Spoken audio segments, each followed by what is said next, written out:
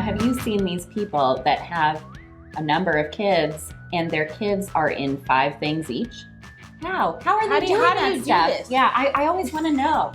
Like, how are you functioning as a person? There are definitely parents that get super into it. Yeah. And I mean, we're into it. We're happy to be there, but we're not going to be yelling at a coach. It's just fun. And I think no matter what, I think getting the kids out and being involved with their community or meeting people, I think it's a really good thing. We're Erika Marie and Marie Lifschultz, a San Antonio area realtor and lender, but most importantly, we're working moms. The goal of this podcast is to provide support and a sense of community to San Antonio area working moms like us. So join us in trying to find a balance between career, family, and everything in between.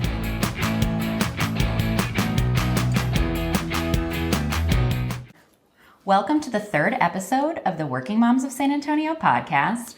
And this, week, we're talking about having kids in sports and activities. I know that that's something that we both have in common. Both, yep. And I imagine a number of listeners do too. Just in starting out, obviously I want to say that, of course, having kids in activities is beneficial. I think it's great. Yeah. It's beneficial, I think, to them, and it's beneficial to us in some ways. We talk always in the group and in the first episode of our podcast about how, as parents, it's hard to meet other people. Yeah. And I do think that sports is a way for adults to meet other people as well as for your kids to meet other kids. They have something in common, hopefully. Right. So I think that's really good. There's obviously also some struggles. It does take up quite a bit of time. It's a commitment. We teach the kids that, hey, if we sign up for something, we see it through. And sometimes halfway through the season, they're like, I don't want to do this anymore. No. You commit it to the team and your teammates depend on you. Your coach depends on you. Yeah. We see it through to the end. Yeah. So I think that's a really good policy. Yeah. Although, like you say, sometimes it's hard to get them to be convinced of that information. Yeah. So what all are your boys involved in? So my youngest, all the sports right now. So right now we're in basketball season. Okay. So we're in that. Prior to that, we were in football. And then after basketball, we have, I think, track and baseball coming up. Oh, wow. You guys do it all. So a little bit. And that's because of the school obviously offers it. Yeah. So we're in that. So we're not in the leagues or stuff outside of the schools right now, just because it's easier to do that. And then my oldest one, it was football season, and now we're into lacrosse, which lacrosse is a new sport for us. Okay. So what does that look like weekly for you guys? So we have practice Monday through Friday, most days, and games. So typically we have a game after school, 1 or 2 days a week for my youngest. And right now lacrosse is in the off season. We don't actually have our first game until February. Yeah. So we're in the off season. So right now it's just practices after school. So excuse me. So a fairly busy week. Then. Fairly busy week. So my oldest, wasn't thrilled about the practice time because he obviously goes to school from 8 to 3:30. Right. And practice for lacrosse doesn't start till 5:30. Right. But he is across town. Oh boy. Yeah. And picking him up from school and bringing him home to do homework, then coming back would be difficult. So he actually stays after school, and he is required to do homework between the time 3:30 to 5:30. And if grades, the agreement was if the grades drop, then he can't be on lacrosse. Sure. No, I think that's a common thing that parents do, and we've done that in the past as well. Mm-hmm. I've got 3 girls, and they're all in something. Emma, our oldest, she does softball, and that's like her main deal. Yes, I know. Yeah. It's fun to watch. I love softball. The girls are getting so much better. They're learning to work together better, which I think is so important. We homeschool. Mm-hmm. So our schedule looks a little bit different. We don't have to worry so much about quick getting, home and doing homework and then heading off to practice. We've done that. My kids have been public schooled, and that was a challenge for sure.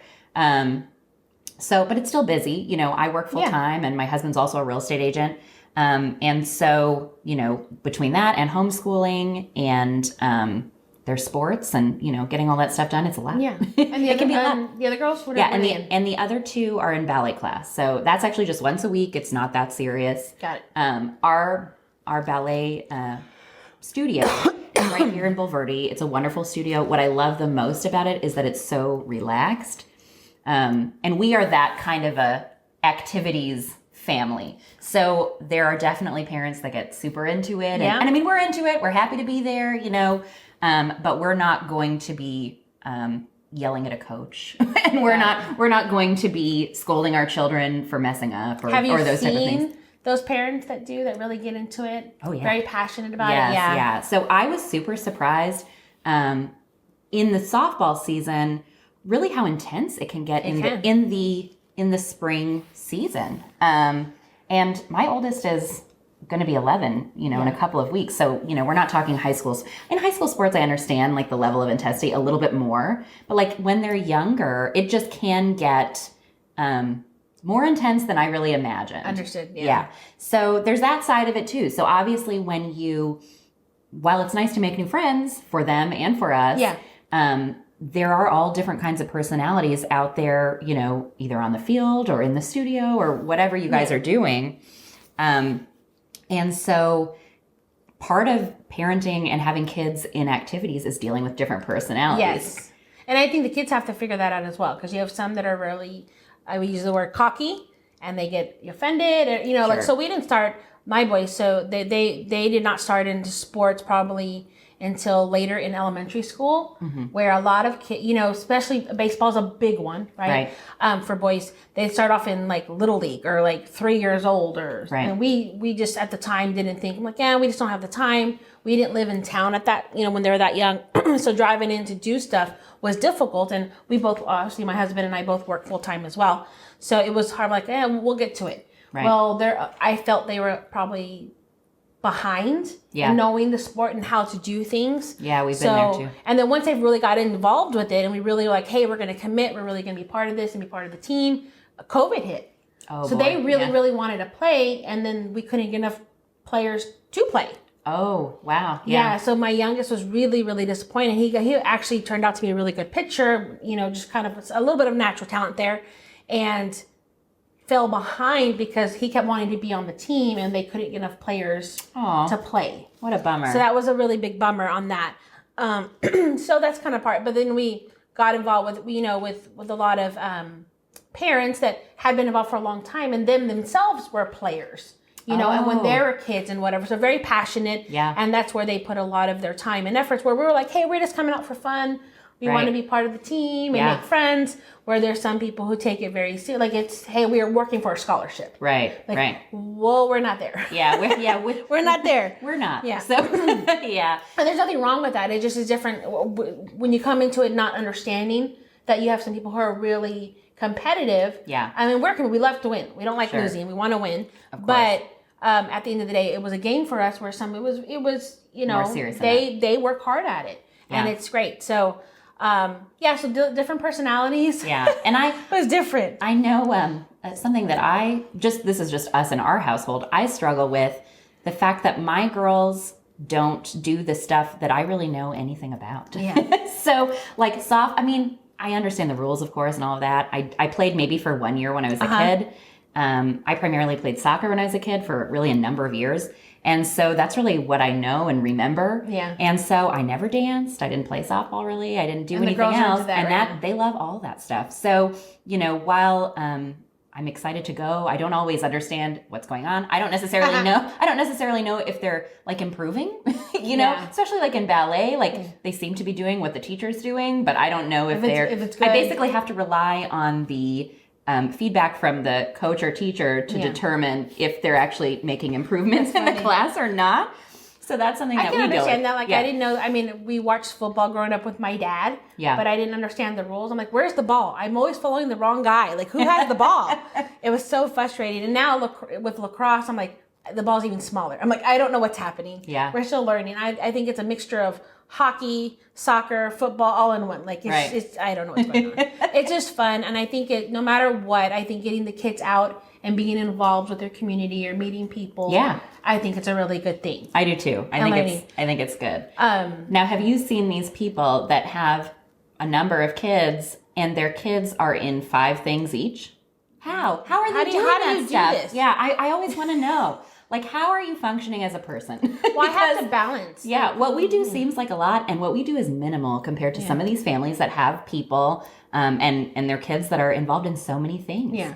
Well, we have Tyler's my oldest, and he kind of gets to be the guinea pig. So he gets to try whatever. And I had to actually tell him, hey, you have a brother. Like, I have another child. You need to calm down. We cannot be in everything, at everything all the time. Yeah. Like, we got to, use some time up for your brother. So now that Aaron's gotten older, he's more involved with stuff, and we have to make time for both games. And so sometimes it means I'm at one, and my husband is at a different game, and we might not be able to see both because now that with the school events tend to happen after school at the same time. So especially if they're playing the same sport, so during football season, they both play football. Yeah. So I'm rushing across town to pick up one to get him over to the game so he can see his brother play. Yeah. So it's difficult, and I don't know how people do it and eat dinner and work and and. I was having a conversation with one of the ladies actually in ballet class, and she has a daughter that does ballet and she also does piano. Well, she saw, I don't know, her sister or a friend or something, playing tennis. And so the daughter wanted to then pick up tennis, and the mom was like, that's 3 things. Like they kind of limit her to her 2 favorites. Yeah. And so I think ultimately she decided to stick with the piano and the ballet. Okay. But I think it's fine and healthy to put that limit.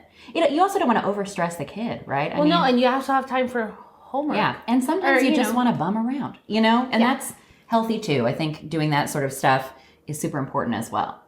So do you guys have where your child's in multiple things and have multiple children, and how do you attend it all? Yeah. Like, how do you do it all? We want to know. We want to know your secrets. Like, I get kind of jealous when I don't get to see my husband, or, my husband's with one and I'm not with them. And I'm like, I have to be out in the heat on this game. Right. On this one. Yeah. But, so yeah, it's hard. It's hard to find a balance. But I do, at the end of the day, I do truly feel having the kids in whatever activity, if it's music, if it's, dancing, if it's sports related, it teaches them how to work with a team or other work people. With others, right? Yeah. And they're going to need that. They're going to need that. But, since we've been so separate for so long, I think it's a really good thing. And I'm glad it's all coming back, and I look forward to more. And I don't know what it's going to be like when the boys are old enough and they don't need us to take them places. Yeah. Oh, I know. I don't want to even think about that. I'm a little scared about that. Yeah. Because I guess, as they get older, it gets faster and faster. I'm like, wow, I can't believe we're here. Yeah. Like, in my head, I'm like, I have 4 more years with him. Like, I know. It's easy to complain about having to run around like this, but we'll miss it. I'll do it all day long. Yeah. I'll do it all day long. So, and also with having that, it keeps us from my husband and I being able to socialize. Right. With our friends, or, someday we're all at different sporting events. Yeah. Yeah. That's true. Cool. Well, I think that was a good little segment on sports and activities and parenting. And so if you guys have any comments, please comment on this topic. Or if you have any suggestions for other topics, you can email us. And share the activities your kids are in, because there might be stuff out there I know there's kids that craft and draw, and we don't do any of that stuff. I want to know about that stuff so we can do more things. Yeah, definitely. But please leave a comment or a like, share. Let everybody know about our podcast. And we'll just, I guess, see you guys next week. Next week, guys. Thanks. Thanks so much for tuning in to the Working Moms of San Antonio podcast.